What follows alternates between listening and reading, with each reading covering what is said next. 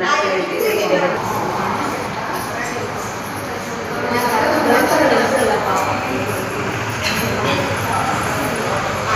ಗುರುಭ್ಯೋ ನಮಃ. ಮನ್ಮನೋಭೀಷ್ಟವರ್ಣಂ ಸಭಾಭೀಷ್ಟಫಲಪ್ರದಂ ಪುರಂದರಂ ವಂದೇ ದಾಸಶ್ರೇಷ್ಠಂ ದಯಾನಿಧಿ. ರಾಮಾಯ ರಾಮಭದ್ರಾಯ ರಾಮಚಂದ್ರಾಯ ವೇದಸೆ ರಘುನಾಥಾಯ ನಾಥಾಯ ಸೀತಾಯ ಪದಯೇ ನಮಃ. ರಾಮಾವತಾರ ಪುರಂದರದಾಸರ ಒಂದು ಸುಂದರವಾದ ಕೃತಿ. ಭಜನೆಗಳಲ್ಲಿ ಪ್ರಸಿದ್ಧವಾದ ರಾಮನಾಮವೆಂಬ ನಾಮವ ನೆನೆದರೆ ಭಯವಿಲ್ಲ ಮನಕ್ಕೆ. ರಾಮಾವತಾರ ಅಂದರೆ ಎಲ್ಲರಿಗೂ ಭಗವಂತನ ಎಲ್ಲ ಅವತಾರಗಳು ನಿರ್ದೋಷವೇ. ಆದರೆ ರಾಮ ಅಂದರೆ ಏನೋ ಒಂದು ವಿಶೇಷ. ನಮ್ಮ ರಾಮದೇವರು, ನಮ್ಮ ಮಗು, ನಮ್ಮ ತಂದೆ, ನಮ್ಮ ಆದರ್ಶ ರಾಮ, ಹೀಗೆಲ್ಲ ವರ್ಣನೆಯನ್ನು ಮಾತುಗಳನ್ನು ಆಡುತ್ತೇವೆ. ಅದಕ್ಕಾಗಿಯೇ ಕೂಡ ಪುರಂದರದಾಸರು ಈ ಕೃತಿಯನ್ನ ಮಾಡಿರಬಹುದು ಅನಿಸುತ್ತೆ.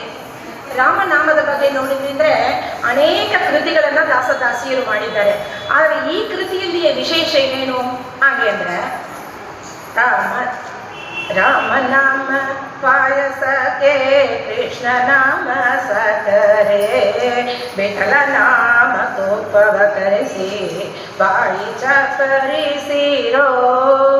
ಆ ರಾಮನಾಮ ಪಾಯಸಕ್ಕೆ ಕೃಷ್ಣ ನಾಮವೆಂಬ ಸಕ್ಕರೆಯನ್ನು, ವಿಠಲ ನಾಮ ಎಂಬ ತುಪ್ಪವನ್ನು ಸೇರಿಸಿದ ದಾಸರು ಈ ಕೃತಿಯಲ್ಲಿ ಆ ರಾಮನೇ 10 ಅವತಾರಗಳನ್ನು ತೆಗೆದುಕೊಂಡು ಬಂದಾನೆ ಅಂತ ಹೇಳಿ ಆ ರಾಮನಾಮ ಪಾಯಸಕ್ಕೆ ಇನ್ನಲ್ಲಿ ಮಾಡಿದ ಪ್ರಧಾನ ಕಾರ್ಯಗಳನ್ನು ಇಲ್ಲಿ ಉಲ್ಲೇಖ ಮಾಡಿದ್ದಾರೆ. ಈ ದಶಾವತಾರ ಚಿಂತನೆಯನ್ನು ಮಾಡುವುದರಿಂದ ಸಾಯುವ ಕಾಲದಲ್ಲಿ ಯಮಭಯ ಬರೋದಿಲ್ಲ ಅಂತ ವೇದವ್ಯಾಸ ದೇವರು ಗರುಡ ಪುರಾಣದಲ್ಲಿ ಹೇಳಿದ್ದಾರೆ.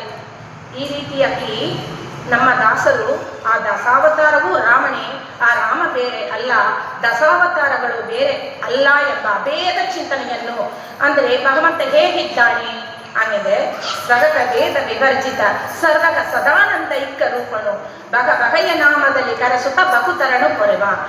ಬಗೆಯ ನಾಮಗಳನ್ನು ಧರಿಸಿ ಬಂದದ್ದು ಭಕ್ತರ ಕೊರೆಯುವುದಕ್ಕಾಗಿ, ರಕ್ಷಣೆಯನ್ನು ಬಂದಿದ್ದಾನೆ. ಹೇಳಿದ್ದಾನೆ ಸ್ವಗತ ವೇದ ವಿವರ್ಜಿತ. ಅವನ ನಾಮಗಳಲ್ಲಿ, ರೂಪಗಳಲ್ಲಿ ಯಾವ ಭೇದವೂ ಇಲ್ಲ.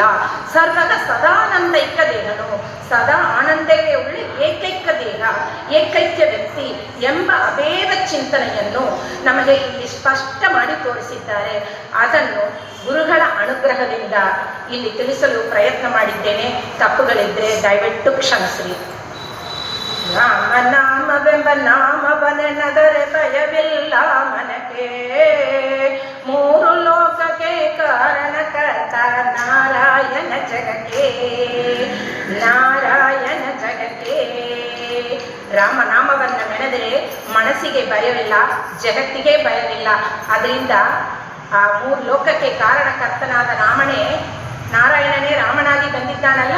ಅದರಿಂದ ರಾಮನಾಮ ನೆನಮನವೇ, ರಾಮನಾಮ ನೆನಮನವೇ, ರಾಮನೆಂಬುವನೆ ಧನ್ಯನೋ ಹೋ ಧನ್ಯನೋ. ಮುಂದೆ ದಶಾವತಾರವನ್ನು ಪ್ರಾರಂಭ ಮಾಡುತ್ತಾರೆ. ಮತ್ಸ್ಯಾವತಾರವ ತಾಳಿದ ರಾಮ ಭೇದವ ತರುವುದಕ್ಕೆ. ಭಗವಂತ ಮತ್ಸ್ಯಾವತಾರವನ್ನು ತಾಳಿ ಬಂದಿದ್ದಾನೆ. ಯಾಕೆ? ಒಬ್ಬ ಹಯಗ್ರೀವಾಸುರ ಅಂತ ಒಂದು ಅಸುರ ಇದ್ದ. ಅವ ಬ್ರಹ್ಮದೇವರಲ್ಲಿ ಇದ್ದ ಸಮಸ್ತ ವೇದಗಳನ್ನು ಕದ್ದುಕೊಂಡು ನೀರಲ್ಲಿ ಮುಳುಗಿಬಿಟ್ಟ. ಅದನ್ನು ಕನಕದಾಸರು ಹೀಗೆಂದು ಹೇಳುತ್ತಾರೆ.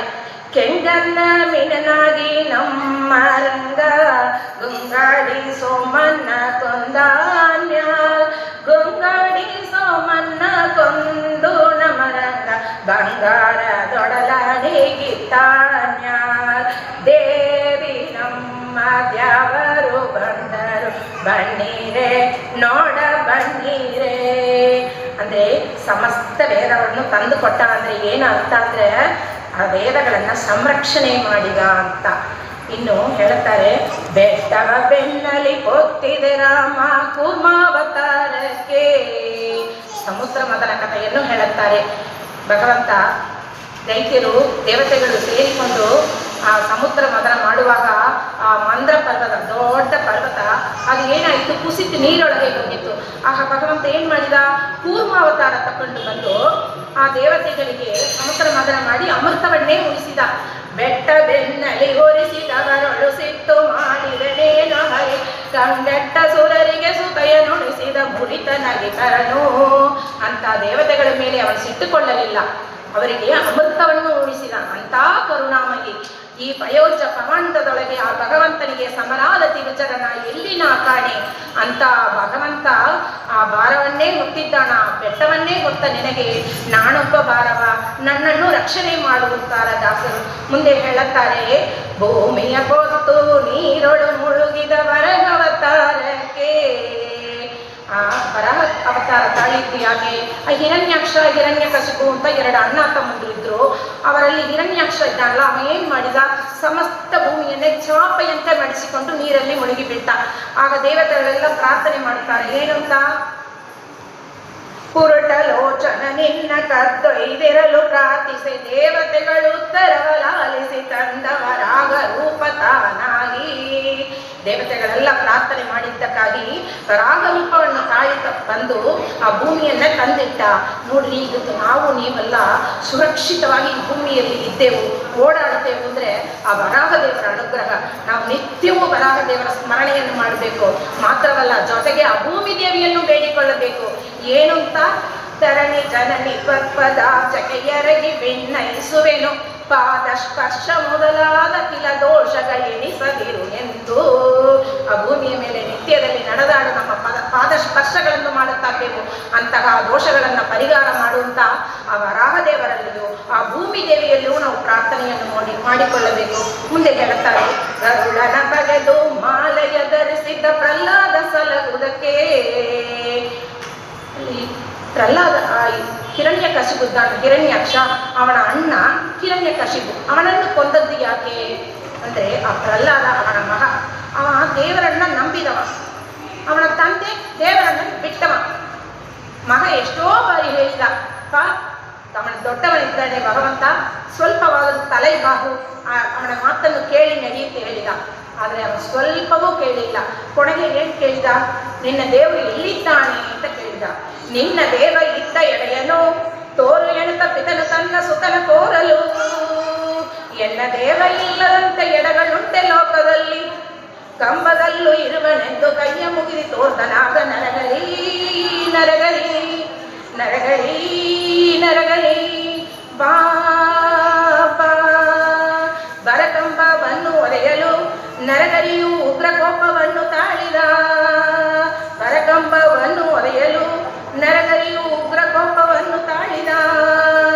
ಕಟಕಟಂಬ ತೊಳೆಯ ಮಾಡಿ ನಗಗಳಿಂದ ಪಿಡಿದು ಗೊತ್ತಿ ಗರುಡ ಬಗೆದು ಮಾಲ ಹಾಕಿ ಬಂದ ಭಕ್ತ ನಪ್ಪಿಕೊಂಡ ನಾರಸಿಂಹ. ಆ ನರಸಿಂಹನಕ ಬಂದ ನರನಾಗಿ ಪ್ರಹ್ಲಾದನ ಉದ್ಧಾರ, ಸಿಂಹನಾಗಿ ದೈತ್ಯನ ಸಂಹಾರ. ಆದರೆ ಅವನ ವಿಲಕ್ಷಣನೇ ನಾವು ತಿಳಿದುಕೊಳ್ಳಬೇಕಾಯಿತು. ಅವ ವಿಲಕ್ಷಣನೇ. ಅವನಿಗೆ ಎರಡೂ ಗೊತ್ತು. ಮಕ್ಕಳು ಆಡುವಾಗ ಹೇಳುವುದುಂಟು, ನಾ ಒಳ್ಳವನಿಗೆ ಒಳ್ಳವ, ಕೆಟ್ಟವನಿಗೆ ಕೆಟ್ಟವ ಅಂತ. ಆ ಥರ. ಇನ್ನು ಮುಂದೆ ಹೇಳುತ್ತಾರೆ, ಭೂಮಿಯ ದಾನವ ಬೇಡಿದ ರಾಮ ವಮನವತಾರಕ್ಕೆ. ಇಡೀ ಜಗತ್ತೇ ಅವನದೇ ಆಗಿರುವಾಗ ಒಂದು ಭೂಮಿಯನ್ನ ಕೇಳಿ ಬಲಿಯ ಮನ ಮುಂದೆ ಬಾರದದ್ದು ಯಾಕೆ? ಪ್ರಹ್ಲಾದನನ್ನು ಉದ್ಧಾರ ಮಾಡುವುದಕ್ಕಾಗಿ. ಆಗ ಆ ಬಲಿಯನ್ನು ಉದ್ಧಾರ ಮಾಡುವುದಕ್ಕಾಗಿ ಪ್ರಹ್ಲಾದ ರಾಜನಿಗೆ ಕೊಟ್ಟ ಮಾತನ್ನು ಸತ್ಯ ಮಾಡುವುದಕ್ಕಾಗಿ ಬಲಿಯ ಮನೆ ಮುಂದೆ ಬಂದು ನಿಂತ ಭಗವಂತ. ಹಾಗಾದ್ರೆ ಆ ಬಲಿ ಏನು ತಪ್ಪುಗಳನ್ನ ಮಾಡಿದ? ಕಡದಂತೆ ಬದಲಿಗೆ ಸಲ್ಲದ ಭಾಗ್ಯವ ಬಲಿದ ಕಂಚಿ ಬಲಿಗೈದ, ದುರ್ಲಭ ಮುಕ್ತಿಗೆ ದೂರವೆಂದೆನಿಸುವ ಪಾತಾಳ ತಳಕ್ಕೆ ಇಳಿದ ಕಡ. ಕಳ್ಳ ಅಂದ್ರೆ ಎರಡು ಅರ್ಥಗಳು ಉಂಟು. ಒಂದು ಕಳ್ಳತನ. ಏನು ಮಾಡಿದ? ಕಳ್ಳತನ ಮಾಡಿದ್ದು ಭಗವಂತ. ಮೂರು ಲೋಕಕ್ಕೆ ಕಾರಣಕರ್ತನಾದ ನಾರಾಯಣ ಇದ್ದಾನಲ್ಲ, ಅವನು ಮಲಗಿರುವಾಗ ನಿದ್ರೆ ಮಾಡಿಬಿಟ್ಟ ಅಂತ ತಪ್ಪು ತಿಳುವಳಿಕೆ ಮಾಡಿಕೊಂಡು ಅವನ ಕಿರೀಟವನ್ನು ಕತ್ತುಕೊಂಡು ಹೋಗುತ್ತಾನೆ. ಅವನ್ನ ಹಿಂಬಾಲಿಸಿಕೊಂಡು ಗರುಡ ದೇವರದನ್ನು ಮತ್ತೆ ತರುವಾಗ ಎಲ್ಲಿ ಇಟ್ರು? ಕೃಷ್ಣದೇವರ ತಲೆಯಲ್ಲಿ ಇಟ್ರು. ಆಗ ಇಲ್ಲಿ ನಾವು ಮತ್ತೆ ಏನು ಚಿಂತನೆ ಮಾಡಬೇಕು? ಅವನು ಸ್ವಗತ ವೇದ ವಿವರ್ಜಿತ, ನಾರಾಯಣ ಬೇರೆ ಇಲ್ಲ, ಕೃಷ್ಣ ಬೇರೆ ಇಲ್ಲ ಎಂಬ ಭೇದ ಚಿಂತನೆಯನ್ನು ನಾವು ಮತ್ತೆ ಮಾಡಿಕೊಳ್ಳಬೇಕು. ಇನ್ನು ಕಳ ಅಂದರೆ ಏನು? ದುಷ್ಟ ಅಂತ ಒಂದು ಅರ್ಥ ಉಂಟು. ಆ ದುಷ್ಟತನ ಏನು ಮಾಡಿದ? ಕಳನಂತೆ ಒಬ್ಬದನಕ್ಕೆ ಸಲ್ಲದ ಭಾಗ್ಯ. ಏನು ಸಲ್ಲದ ಭಾಗ್ಯ? ಆ ಇಂದ್ರಲೋಕ ಪದವಿ. ಅವ 8ನೇ ಕಕ್ಷದಲ್ಲಿ ಇದ್ದಾನೆ. ಅಂತ ಪದವಿಯನ್ನು ಈ ಕಲ್ಪದಲ್ಲಿ ಅವನಿಗೆ ಸಲ್ಲದ ಭಾಗ್ಯ. ಅಂತಹ ಭಾಗ್ಯವನ್ನ ಕಸಿದುಕೊಂಡು ಬಂದು ದೇವತೆಗಳಿಗೆ ತೊಂದರೆಯನ್ನು ಕೊಡ್ತಾನೆ. ಆಗ ಭಗವಂತ ವಾಮನ ರೂಪ ತಾಳಿ 3 ಪಾದ ಭೂಮಿಯನ್ನು ಕೇಳಿ ದಾನವಾಗಿ ಕೇಳಿ ಅವನನ್ನು ಉದ್ಧಾರ ಮಾಡಿ ಬಲಿಗೆ ಒಂದು ಪಾತಾಳ ಲೋಕವನ್ನು ಒದಗಿಸಿಕೊಟ್ಟು ಬಲಿಯ ಬಾಗಿಲ ಕಾಯ್ದ ಭಕ್ತವತ್ಸಲನಾದದ್ದು. ಯಾಕೆಂದ್ರೆ ಆ ನರಸಿಂಹರ ಅವತಾರದಲ್ಲಿ ಪ್ರಹ್ಲಾದನ ರಾಜನ ಭಕ್ತಿಗೆ ಮೆಚ್ಚಿ ಅವನಿಗೆ ಒಂದು ಮಾತನ್ನು ಕೊಟ್ಟಿದ್ದಾನೆ. ಏನು ಮಾತನ್ನು ಕೊಟ್ಟಿದ್ದಾನೆ? ಗಗನಸರ ವಾಗನ ದಿವೌಕ ಸುರುಡನೆ ತಿರುಗುವನು ಮನೆಗಳಲ್ಲಿ ಅಂದ್ರೆ ಏನು? ಜನ್ಮಕ್ಕೂ ಆ ವಂಶವನ್ನ ಕಾಯುತ್ತೇನೆ ಅಂತ ಮಾತನ್ನು ಕೊಟ್ಟಿದ್ದಾನೆ. ಅದನ್ನು ಸತ್ಯ ಮಾಡುವುದಕ್ಕಾಗಿ ಬಲಿಯ ಬಾಗಿಲ ಕಾಯ್ದ ಭಕ್ತವತ್ಸಲನಾದ. ಇನ್ನೊಂದು ಹೇಳುತ್ತಾರೆ, ತಾಯಿಯ ಸಿರವನು ಅಳಿದನು ರಾಮ ಭಾಗವತರಕ್ಕೆ. ಏನು ದೇವರಿಗೆ ಕರುಣೆಯೇ ಇಲ್ಲವಾ? ಪರಶುರಾಮ ಅವತಾರದಲ್ಲಿ ತಾಯಿಯನ್ನೇ ಕೊಂದನಂತೆ. ಅಂದ್ರೆ ಹಾಗಲ್ಲ, ತಪ್ಪು ತಿಳುವಳಿಕೆ ಮಾಡಬೇಡ್ರಿ. ತಂದೆಯನ್ನು ಸಂತೋಷಪಡಿಸುವುದಕ್ಕಾಗಿ ಅವನಿಗೆ ತಾಯಿಯನ್ನು ಬದುಕಿಸುವ ತಾಕತ್ತು ಇತ್ತು, ಬದುಕಿಸಿ ಉಳಿಸಿದ. ಇನ್ನು ಹೇಳುತ್ತಾರೆ, ವನವಾಸವ ಮಾಡಿದ ರಾಮ ಜನಕನ ಭಾಗ್ಯಕ್ಕೆ.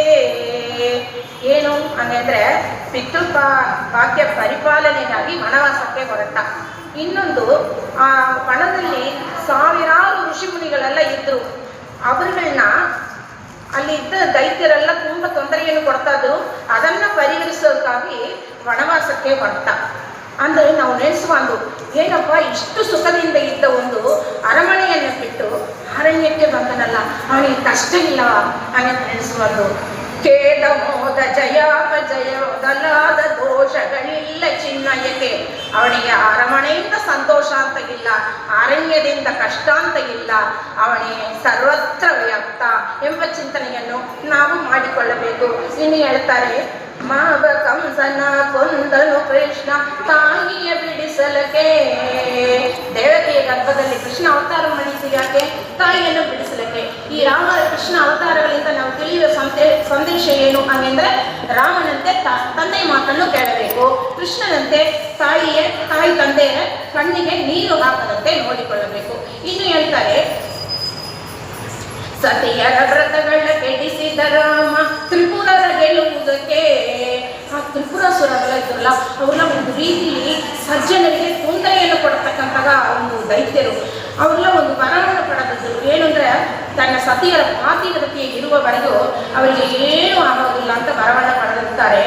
ಆಗ ಭಗವಂತ ರಾಮಚಂದ್ರ ಮೂರ್ತಿ ಆ ಜಗತ್ತಿಗೆ ರಾಜನಾದ ರಾಮಚಂದ್ರ ಭಕ್ತಾವತಾರವನ್ನು ತಾಳಿ ಬಂದು ಅಲ್ಲಿ ಆ ಸತಿಯರು ಪಾತಿವ್ರತಿಯ ಮಾಡ್ತಾ ಇದ್ದಾರಲ್ಲ, ಅವ್ರು ಮುಂದೆ ಬಸ್ ಒಂದು ಕ್ಷಣ ನಿಂತ ಅವ್ರುಗಳಿಗೆ ಏನು ಮಾಡಲ್ಲ, ಕಣ್ಣೆತ್ತಿ ಈಗ ನೋಡಿ ಈ ಪುರುಷ ಚೆನ್ನಾಗಿ ಕಾಣ ಹಾಗೆ ಒಂದು ಸ್ವಲ್ಪ ಚಿಂತನೆ ಮಾಡಿದ್ದು ಆ ಪಾತಿವ್ರತೆಗೆ ಹೋಯಿತು. ತಕ್ಷಣ ಅವ್ರನ್ನ ಸಂಹಾರ ಮಾಡಿ ಮುಡಿಸಿಯೇ ಬಿಟ್ಟ. ಇನ್ನು ವಾಗನ ಬಿಟ್ಟು ತುರುಗನೇರಿದ ಕಲ್ಪ್ಯಾವತಾರಕ್ಕೆ. ದೇವರ ಪಕ್ಷದಲ್ಲೇ ಇದ್ದ ಆ ಪಕ್ಷಿ ವಾಹನನ್ನು ಬಿಟ್ಟು ತುರುಗವನ್ನೇರಿದ್ದು ಯಾಕೆ?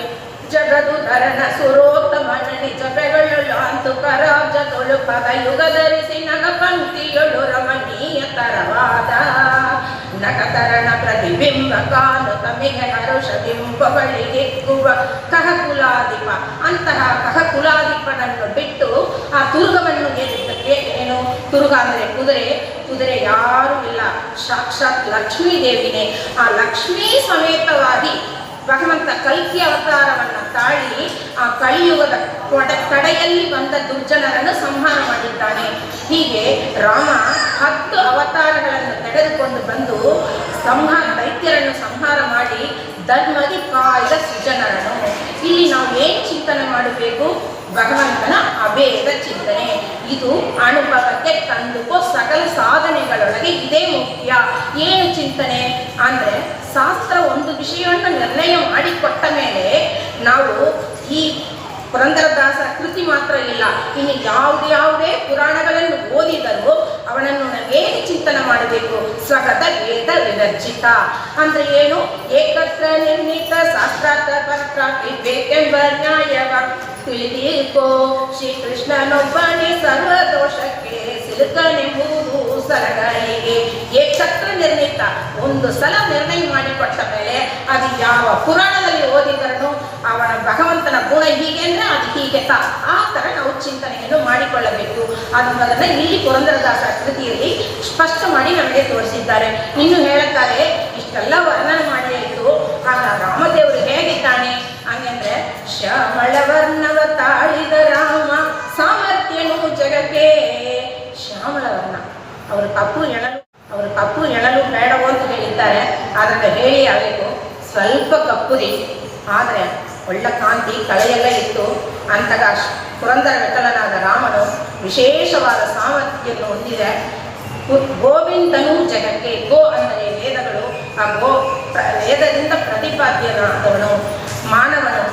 ದೇವರಾದದ್ದಕ್ಕೆ ರಾಮನೇ ಸಾಕ್ಷಿ ಅಂದರೆ ಸರ್ವತಾ ಶಾಸ್ತ್ರಗಳು ಅದನ್ನು ಒಪ್ಪುವುದಿಲ್ಲ. ಭಗವಂತ ರಾಮ ಸಾಕ್ಷಾತ್ ಭಗವಂತನೇ.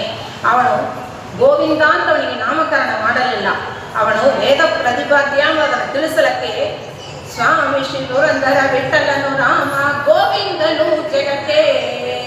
ರಾಮ ನಾಮವ ನೆನೆದರೆ ಭಯವಿಲ್ಲ ಮನಕ್ಕೆ, ಮೂರು ಲೋಕಕ್ಕೆ ಕಾರಣಕರ್ತ ಶ್ರೀಮನ್ನಾರಾಯಣ ಜಗಕ್ಕೆ.